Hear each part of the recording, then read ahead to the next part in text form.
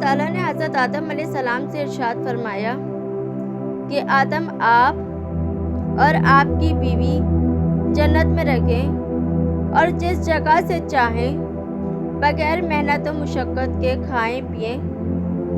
لیکن اس درخت کے پاس نہیں جائیے گا ورنہ ستمگاروں میں سے ہو جائیں گے۔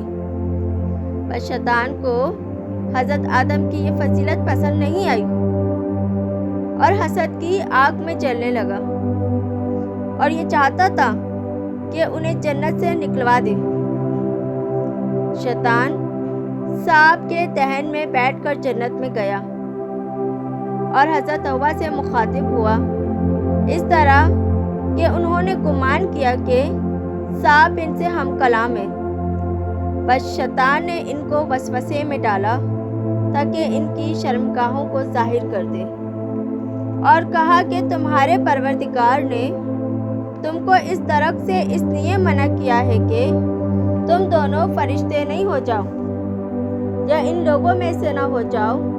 جو ہمیشہ ہمیشہ جنت میں رہیں گے،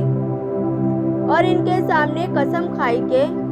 میں تمہارے خیر خواہوں میں سے ہوں۔ اس طرح اس نے ان کو فریب دیا اور فریب دے کر اپنی بات منوا لی اور اس درخت کے پھل کھانے پر راضی کر لیا۔ انہوں نے جب اس درخت کا پھل چکھا تو ان کی شرمگاہیں ظاہر ہو گئیں، یعنی ان کے بدنوں سے ان کے کپڑے علیحدہ ہو گئے اور ان کی شرمگاہیں کھل گئیں۔ بس جنت کے درختوں کی پتیاں توڑنے لگے اور اپنی شرمگاہوں پہ رکھنے لگے اور اپنے آپ کو ڈھانپنے لگے تاکہ چھپ جائیں۔ اس وقت ان کے پروردگار نے ان کو آواز دی کہ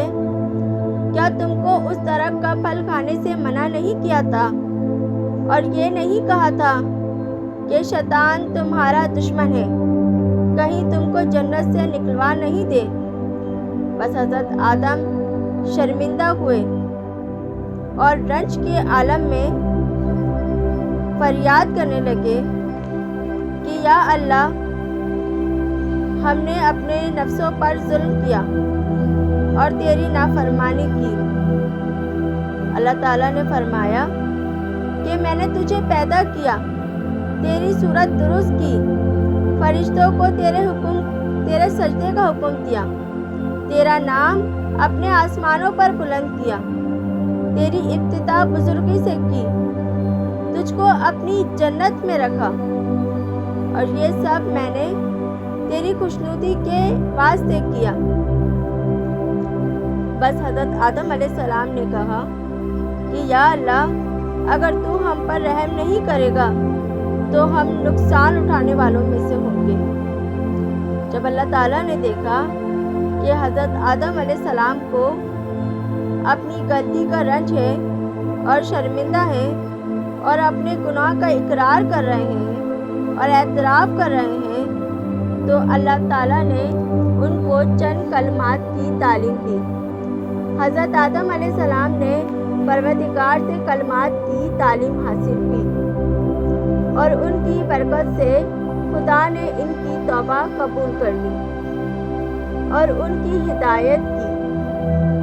پھر خدا نے حضرت آدم علیہ السلام اور بی بی حوا سے کہا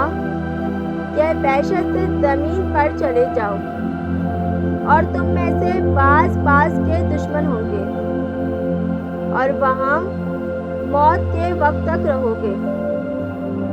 یعنی زمین میں ہی زندہ رہو گے اور زمین میں ہی تم کو موت آئے گی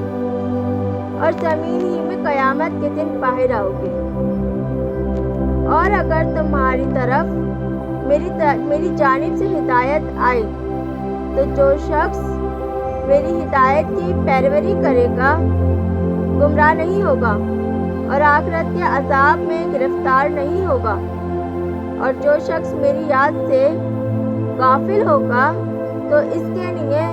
دنیا اور آخرت میں مصیبتیں اور تکلیفیں ہیں۔ اللہ تعالیٰ نے فرمایا کہ جب کبھی تم سے کوئی بدی ہو جائے تو توبہ کر لیا کرو، میں تمہاری توبہ قبول کروں گا، میں بڑا توبہ قبول کرنے والا اور مہربان ہوں۔ پھر حضرت جبریل علیہ السلام سے فرمایا کہ آدم کو زمین پر لے جاؤ، اور حضرت جبریل نے حضرت آدم کو کوہ صفا اور حضرت حوا کو کوہ مروہ پر اتارا۔